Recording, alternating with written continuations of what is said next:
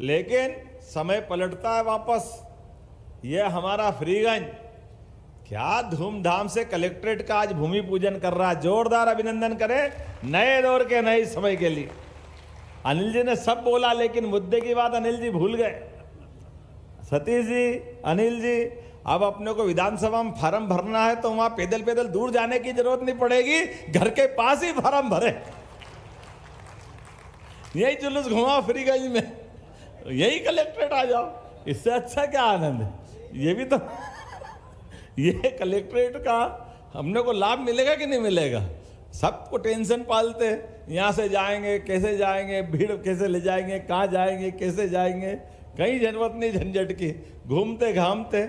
और हमारे लिए भी सौभाग्य की बात है। अब देखो अपने यहाँ बदलते दौर में संभाग का कार्यालय हमारा है, संभाग और जिले के कार्यालय अलग अलग बनेंगे। जिले के कार्यालय की महत्ता जिले की, संभाग के कार्यालय की महत्ता संभाग की, और एक धर्मस्व और संभाग का साथ सिंहस्थ का कार्यालय भी। तीनों कार्यालय अपने सबके आंखों के सामने कितने प्रकार की सुव्यवस्था स्थापित हो रही है। आप बताइए कब अपना संभाग बना? 1980 में। लेकिन संभाग आयुक्त तो बैठते अपने कलेक्ट्रेट में, और उस कलेक्ट्रेट में संभाग आयुक्त और कलेक्टर दोनों बैठते थे। लेकिन वास्तव में संभाग का कार्यालय मतलब आईजी भी वहाँ बैठे, डीआईजी भी वहाँ बैठे, सभी प्रकार के अलग अलग कार्यालय जितने संभाग लेवल के उनकी एक बिल्डिंग होना चाहिए, और कलेक्ट्रेट की एक बिल्डिंग होना चाहिए जिसमें कलेक्टर भी बैठे, एसपी भी बैठे, सभी जिले के सारे अधिकारी बैठे। लेकिन इसके अभाव में क्या होता था, आईजी साहब को घर से कार्यालय चलाना पड़ता था, डीआईजी साहब वो यातायात थाने के पास से कार्यालय चलाते थे, एसपी साहब कंट्रोल रूम में बैठते थे। ये जो जगह जगह चलती थी व्यवस्था, इसको इंटीग्रेटेड रूप से जिला कार्यालय जिले का होना चाहिए, संभाग कार्यालय संभाग का होना चाहिए, सारे अधिकारी कार्यालय में बैठना चाहिए। ये होना चाहिए कि नहीं होना चाहिए? आज के इस अवसर पर यह सिस्टम हम बना रहे हैं कि हमारे अपने जिस लेवल के जिस स्तर के अधिकारी हैं वो अधिकारी एक ही जगह बैठे। और इससे अच्छी बात क्या है, यहाँ इसी माधवनगर थाना था पुराना, यहाँ पुलिस कॉलोनी थी हमारी। ये इतनी बड़ी जगह कि हमारे सारे मित्र कह रहे थे कि हमने देखा इतनी बड़ी जगह थी क्या फ्रीगंज में, पता ही नहीं चल रहा। खाक में छोरा गांव में ढिंढोरा, जोरदार ताली बजाओ। ये तो आनंद अपने को निगाह से लाना पड़ता है, कहाँ से निकलेगा? सब मिल जाएगा, जहाँ चाह वहाँ राह। और आप भी तो अपने बीच में और बड़ी संभावना भी छिपी हुई है, लेकिन आज मैं उस पर बात नहीं कर रहा हूँ। आज तो जो हो रहा है इसका मॉडल भी इतना अच्छा बन रहा है कि जो हमारी पार्लियामेंट बनी नई, वर्तमान की लोकसभा, जोरदार ताली बजाओ माननीय नरेंद्र मोदी जी के लिए। श्रीमान नरेंद्र मोदी जी के नेतृत्व में आज़ादी के पहले अंग्रेजों के ज़माने की पार्लियामेंट हमारे सामने, जब अपने आज़ादी के बाद के प्रतिमान चाहिए, हमको मान सम्मान के साथ निगाह चाहिए, तो हमारी अपनी पार्लियामेंट होना चाहिए। नहीं तो अंग्रेज कह देंगे हमारी बनाई बिल्डिंग में तो आप लोकसभा चला रहो। कितना टाइम चला गया, कांग्रेस के लोगों को सूझ नहीं पड़ी, और मोदी जी ने इतने कम टाइम में कितना बदलाव कर दिया। अपनी खुद की लोकसभा और वहीं पे पास में सभी व्यवस्था के लिए अब नया अपने हिसाब से सारे अधिकारियों के भवन, पीएम हाउस से लेकर के उपराष्ट्रपति भवन तक, तो ये सारे प्रतिमान आप बताओ, आंखों के पट्टी अंग्रेजों के काल से न्याय करेंगे। और न्याय करने में न्याय की देवी की आंख में पट्टी बंधी, हाथ में तराजू पकड़ाई। अब आप बताओ, जिसके हाथ में तराजू है, आंख में पट्टी, वो न्याय करेगी कैसे? ये पद्धति तो हमारी हो नहीं सकती है। ये कैसे हो सकती है? आंख जिसकी बंद है वो न्याय करने की कल्पना करे, लेकिन न्याय करने के लिए ये कल्पना विदेश की हो सकती है, अपने देश की तो नहीं हो सकती। इसलिए न्याय संहिता बना करके यशस्वी प्रधानमंत्री ने जब नए कानून के नए नियम लागू करने का काम किया, तो मुझे इस बात की प्रसन्नता है, सबसे पहले चीफ जस्टिस ऑफ इंडिया ने उसकी पट्टी खोलने का काम करा, न्याय की मूर्ति की, उस देवी की प्रतिमा की, कि आंख खोलकर न्याय होना चाहिए। ये पद्धति हमारे यहाँ है। इसलिए एक नहीं, ऐसी कई सारी चीजें हैं। लेकिन उस लोकसभा के साथ बात कर रहा था तो लोकसभा से जोड़ के बात करूँगा। लोकसभा का जो वर्तमान का मॉडल है, वो मॉडल हमारा एक तरह से ये यहाँ का कलेक्टर का मॉडल भी बनेगा। मैं जोरदार अभिनंदन करना चाहूँगा इस माध्यम से। उज्जैन भी लोकतंत्र की धरती है। 2000 साल पहले सम्राट विक्रमादित्य ने शकों को, विदेशी हमलावरों को खदेड़ने का काम दुनिया के सामने किया, तो वो गौरव धरती उज्जैन है, अवंतिका है। हमें इस बात का गर्व है। अतीत के काल में ऐसे कई सारे कलंक लगे हुए, उन कलंकों से निजात पाते हुए सही अर्थ में आगे बढ़ने के लिए। लेकिन एक बात नहीं है, कलेक्ट्रेट भी बन रहा है तो कितने मंजिल का बन रहा है? 7 मंजिल का बन रहा है। जोरदार अभिनंदन करो, 7 ताले। ये हमारा भवन अद्भुत भवन बनेगा। इस भवन के साथ एक सौगात और भी मिल रही। हम सबको मालूम है माधवनगर हॉस्पिटल वर्तमान में हमारे पास में, कोविड के समय सबको मालूम था। आज के निर्माण कार्य में 100 करोड़ का एक नया हॉस्पिटल का पूरा विंग बन रहा। जोरदार अभिनंदन करें उस नई व्यवस्था के लिए।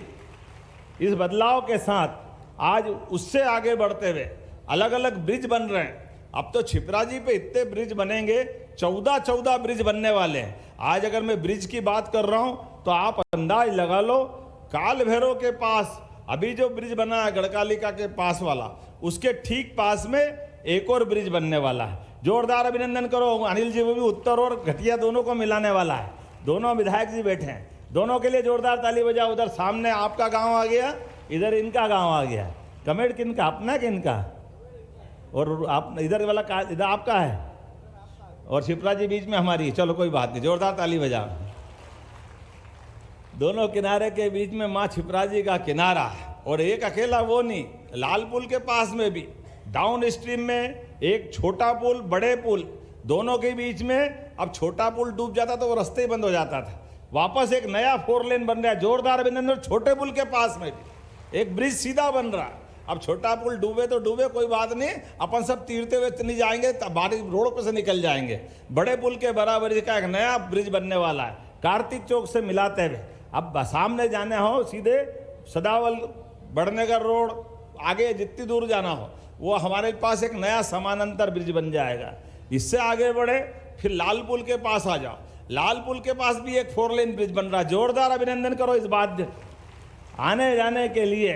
और आगे बढ़ो, थोड़ा सा गौघाट के पास चलोगे तो ये जो सीधा सॉलिटेयर होटल के पास से MR10 के आगे से वो कौन सा वाला रोड आ जाएगा, भूल ही गए। कितने सारे रोड बन रहे, कितने ब्रिज बन रहे।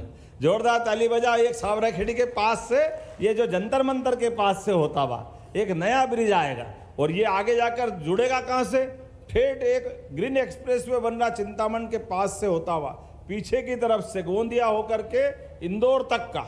आप बताओ, अपने उज्जैन में आज से 2004 के पहले इंदौर उज्जैन का 2 लेन भी बड़ी मुश्किल से लाले पड़ते थे। लेकिन आपने 2008 में अपनी सरकार के माध्यम से 4 लेन बना था और अब 6 लेन बन रहा। जोरदार अभिनंदन करो। ये 6 लेन जो पुराना है उसको और उन्नत कर रहे हैं और इससे आगे बढ़ कर के एक नया पूरा रोड बनने वाला है। एक जैसे अमलतास के पास का आपने बता ही दिया है। और मेट्रोपॉलिटन सिटी तो बन ही रही है, बन गई कानून के हिसाब से।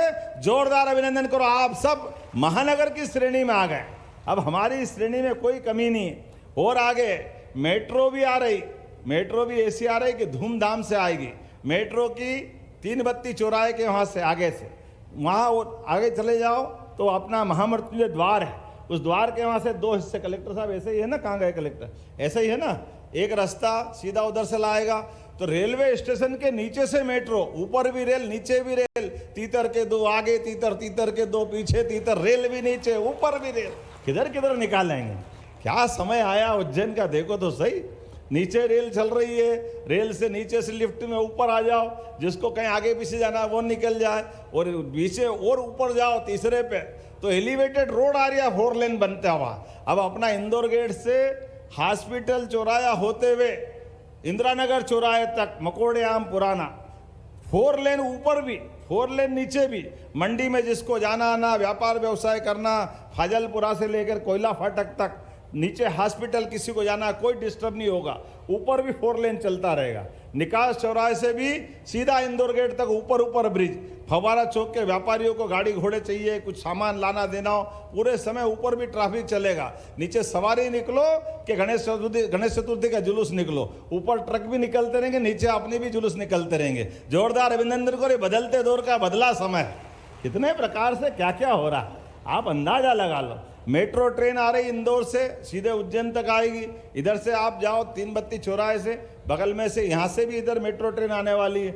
अपने इस जिस वर्तमान के समय में यशस्वी प्रधानमंत्री के नेतृत्व में ये जो पीएम मित्र पार्क, जहाँ आज़ादी के पहले कई सारे कारखाने थे उज्जैन में जिनको मिल कहते हैं, कॉटन मिल, उन कॉटन मिलों में बड़े पैमाने पर उद्योग धंधे चलते थे। लेकिन आज विक्रम उद्योगपुरी में इतने देश के तो छोड़ो, विदेश से भी England, Germany, Japan, Korea, Singapore, Bharat की सभी बड़ी बड़ी कंपनियां, सबके कारखाने उज्जैन में चल रहे हैं। जोरदार अभिनंदन करो। और उज्जैन में क्या, मध्य प्रदेश में कई जगह चल रहे हैं। कहाँ की कंपनियां हैं, वो सारी कंपनियों की फैक्ट्री अपने यहाँ चल रही। इसलिए रोजगार के अवसर भी पूरे, अच्छे विद्यार्थी पढ़े तो विक्रम विश्वविद्यालय का नाम भी सम्राट विक्रमादित्य विश्वविद्यालय कर दिया गया है। जोरदार अभिनंदन करो। सम्राट विक्रमादित्य काल का गौरवशाली अतीत हमारा रहा है, इसलिए वो सारी चीज ला रहे हैं। स्नान के लिए भी माननीय विधायक जी ने बता ही दिया, 29 नहीं 30 किलोमीटर के घाट है दोनों तरफ से, मर्जी आए जहां नहा लो। अपन छिपरा परिक्रमा करते थे, अब छिपरा परिक्रमा से भी और थोड़ा आगे निकाल दिए, हामुखेड़ी के तरफ से। इधर से आप जहां मर्जी आओ स्नान करो। छिपरा जी तो हमारी है, लेकिन इस छिपरा जी के किनारे घाट पे स्नान करने के लिए बड़े पैमाने पे जो सिंहस्थ में परेशानी आती थी, वो परेशानी से निजात दिलाते हैं। हर एक कोई व्यक्ति अपनी सुविधा से स्नान करे और अपनी इस पवित्रता के आधार पर जो अतीत की हमारी गौरवशाली परंपरा है। अरे तीर्थ में कोई अगर आता है तो तीर्थ में आकर के तीर्थ के दर्शन भगवान के बाद में करना चाहिए, सबसे पहले स्नान करना चाहिए, स्नान के बाद तीर्थ की दर्शन करने की परंपरा है। ऐसे में हमारे इतने घाट बना दिए, अब जिसकी जहाँ इच्छा खूब स्नान करे, आनंद ले। मैं आज के इस अवसर पर जब आपसे बात कर रहा हूँ तो इतनी सारी बातों के बीच ये जरूर बता रहा हूँ कि इन सारे कामों की अच्छी क्वालिटी से बनने की जवाबदारी हमारी और आप सबकी है। हम सब मिलकर के एक एक काम को बारीकी से भी देखें और कोई छोटी मोटी बात हो तो बताते रहे। प्रशासन के अधिकारी भी मुस्तैदी से काम कर रहे हैं, उनको भी चिंता करना। सारे कामों की गुणवत्ता के साथ कोई कॉम्प्रोमाइज नहीं करेंगे। विकास के मामले में ऐसे लगातार काम चलेंगे। अब मैं आज के इस अवसर पर यहाँ जेल के परिसर की बात भी बताना चाहूँगा। जेल के अंदर भी सेंट्रल जेल है, लगभग 19 करोड़ 18 लाख के काम वहाँ भी चल रहा है। जोरदार अभिनंदन, आज उनका भी भूमि पूजन यहीं से कर रहे हैं। और अभी तक तो इसी सर्किट हाउस में बहुत भीड़ पड़ती थी। अब क्या एक ही रास्ता तो नहीं रह गया, अब दूसरा रास्ता भी चालू करना पड़ेगा। तो एक रास्ता तो यहाँ चलेगा, यहाँ सर्किट हाउस रहेगा, और एक आपका अनिल जी उत्तर में भी बना रहा है, ये मुरलीपुरा के पास वहाँ भी सर्किट हाउस बन रहा है, उसका भूमि पूजन भी आज हो रहा है। जो जिधर आए उधर रुक जाए। अपने पास तो मेहमानों के आने जाने के रास्ते ऐसे होना चाहिए। अपनी सारी सुविधा तो ऐसी है, इधर भी हो तो इधर, उधर हो तो उधर। आज अपने बीच में ऐसी कई सारी चीज़ों की बहुत सारी सौगातें मिलती जा रही है। मेरी अपनी ओर से जब मैं आपसे बात कर रहा हूँ तो पंचकोशी कैसे भूल सकते। पंचकोशी 118 किलोमीटर की, वो सिंहस्थ में भी पंचकोशी आती। ऐसे में पंचकोशी के सारे पड़ावों पर 6 ही पड़ावों पर, जिसमें सतीश जी 3 तो आपके ही क्षेत्र में आते हैं। जोरदार अभिनंदन करें। 14 करोड़ 52 लाख की लागत से सारे पंचकोशी में भी निर्माण कार्य कराए जाएंगे। कोई सा वो काम ऐसा बाकी रहने वाला नहीं है जिसकी भविष्य में जरूरत पड़ेगी और अभी नहीं होगी। मैं बोलने के लिए तो बहुत देर तक और बहुत सारी बातें बोल सकता हूँ, लेकिन जब मैं आपसे बात कर रहा हूँ तो समय की भी सीमा है। लेकिन आज केवल यहाँ की बात नहीं, हमने अकेले सिंहस्थ में उज्जैन में काम नहीं कर रहे। उज्जैन के साथ साथ अपने उज्जैन के सारे संभाग के जिलों में और इंदौर के भी जिलों में, चाहे खंडवा हो, खरगोन हो, इंदौर हो, देवास हो, उज्जैन हो, मंदसौर हो, ये सारे संभाग में, यहाँ तक कि भोपाल से ट्रैफिक आएगा तो सिंहस्थ में भोपाल से भी काम करते करते सभी प्रकार के यात्रियों की व्यवस्था हम कर रहे हैं। और केवल यहाँ नहीं, हमारे धार्मिक पर्यटन को बढ़ावा देते हुए हमारे सारे देवस्थान, चाहे सलकनपुर की मैया हो, मैहर की मैया हो, ओरछा के राजा राम हो, सारे देवस्थान, दतिया की पीताम्बरा पीठ हो, नलखेड़ा मैया की हो, इस दरबार हो, हर स्थान पर पर्याप्त धनराशि देते हुए सारे क्षेत्रों में समान रूप से, और केवल देवस्थान नहीं, वेलनेस सेंटर के लिए भी धार्मिक पर्यटन के साथ साथ आयुर्वेद और एलोपैथिक, इनके साथ मिलाकर मेडिसिटी बनाने का काम तो आपने देखा ही होगा। इतनी बड़ी बड़ी क्रेन तो पहली बार देख रहा हूं उज्जैन में। क्या बिल्डिंग बन रही है, बंबई में बन रही। जोरदार अभिनंदन करो अपने सबके सामने। और फ्रीगंज का ब्रिज तो अपनी जगह है, मालूम पड़ा एक ब्रिज और उसके समानांतर बन रहा। तो आने जाने के लिए समान रूप से जितने काम हो सकते हैं वो सारे काम कर दिए। और जो काम कंप्लीट हो रहे हैं हमारे यहाँ साइंस सिटी से लगा करके अपने कई कई प्रकार के और काम चल रहे हैं। लेकिन आज ही आपने समाचार पत्रों में पढ़ा होगा, अब तो हमारे बीच एविएशन के माध्यम से एयरपोर्ट और आकाशवाणी की सौगात तो मिल ही रही है। जोरदार अभिनंदन करो, दोनों की हमारी काफी प्रक्रिया आगे बढ़ गई। लेकिन उससे आगे बढ़ के उज्जैन से हेलीकॉप्टर सुविधा, केवल उज्जैन नहीं 3 सेक्टर में पूरे प्रदेश को डिवाइड किया। इंदौर, भोपाल, ग्वालियर, जबलपुर, हमारा इधर महाकौशल का बेल्ट। लेकिन हेलीकॉप्टर सर्विस से पर्यटन विकास निगम के माध्यम से जो व्यक्ति आना जाना चाहेगा एक स्थान में, एक देवस्थान से दूसरे स्थान तक, उज्जैन, ओंकारेश्वर, महाकालेश्वर, भोपाल, किसी को जबलपुर से बांधवगढ़ या पेच पन्ना जाना हो, रीवा या जबलपुर जाना हो, हर स्थान पे हेलीकॉप्टर की सर्विस मिलेगी। ऐसे कई प्रकार की सौगातें लगातार दे रहे हैं। जब हेलीकॉप्टर बात कर रहे हैं तो ताली भूज के आप ऊपर घूमने लग गए, कहाँ जाना है? ताली मत भूलो भाई, ये भी याद दिलाओ, आपको सौगात दे रहा हूँ। तो ये उज्जैन से आने जाने के सारे मार्ग, उज्जैन नहीं पूरे प्रदेश के लिए एक के बाद एक इन सौगातों को लेते जा रहे हैं। मेरी अपनी ओर से एक बार फिर आपका स्वागत, अभिनंदन है। और ये सारे सौगातें हम किसके लिए कर रहे हैं? हम इसलिए कर रहे हैं कि उज्जैन के लिए नहीं, मध्य प्रदेश केवल मध्य प्रदेश के लिए नहीं, देश का सम्मान बढ़ाने में हमारा राज्य कदम से कदम मिला के चलेगा मध्य प्रदेश। और दुनिया का सबसे बड़ा मेला सिम्मस्त है। ऐसे में सबसे बड़े मेले की अगर हम बात कर रहे हैं तो सबसे बड़े मेले के लिए, विश्व के सबसे बड़े मेले में से सिम्मस्त एक बड़ा मेला होता है। ऐसे बड़े मेले में हमारी गौरवशाली परंपरा है कि हमारे यहाँ जो लाखों करोड़ों लोग आने वाले, 30 करोड़ 40 करोड़ जितने लोग आएंगे, किसी को कोई आने जाने रहने सहने में कोई कष्ट नहीं हो और काम इतने अच्छे हो कि सिंहस्थ के पहले भी और सिंहस्थ के बाद में भी काम आते रहे। यही प्रयास हमारा है पूरे प्रदेश के अंदर। ऐसे ही सारे कामों को लेके चल रहे हैं जो दूरगामी दृष्टि से लंबे समय तक एक एक रुपया लगाया हुआ सरकारी पैसा सबकी सुविधा में काम आता रहे, कोई पैसा बिगड़ना नहीं चाहिए। ये हमारी सबकी जवाबदारी।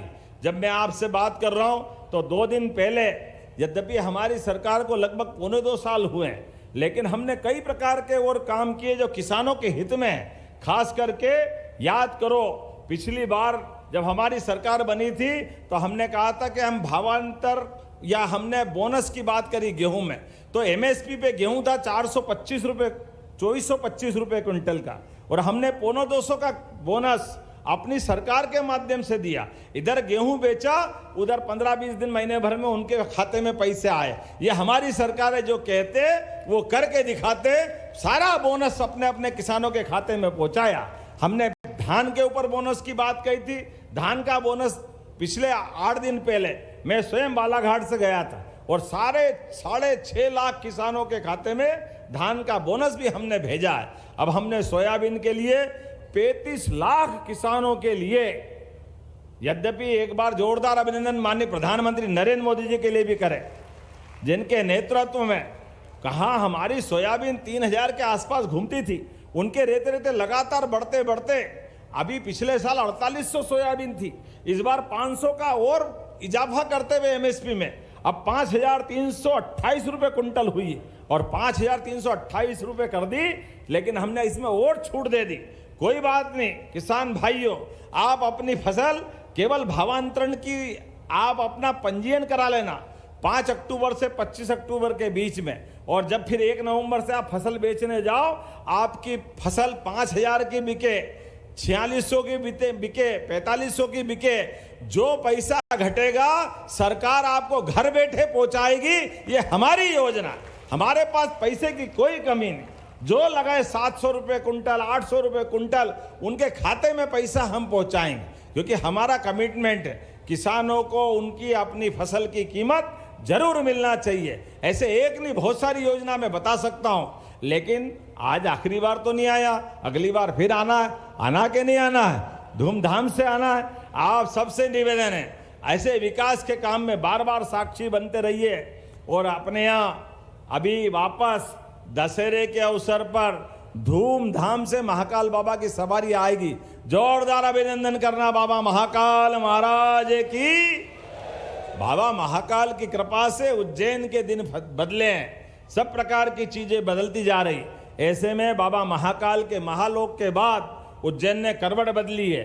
और केवल बाबा महाकाल ने आने वाले समय में सांदीपनी आश्रम, मंगलनाथ आश्रम, अंगारेश्वर का मंदिर, हमारे काल भैरव का मंदिर, हरसिद्धि का और अलग से कैंपस, क्योंकि हरसिद्धि के मंदिर में यज्ञ करने की और पूजा पाठ की अभी थोड़ी जगह की तकलीफ आती है। ऐसे प्रत्येक कैंपस को बड़ा करने की योजना भी हमारी सरकार ने बनाई है। ऐसी एक नहीं बहुत सारी बातें बता सकता हूँ। चिंतामन और शनि मंदिर भी उसी का हिस्सा है।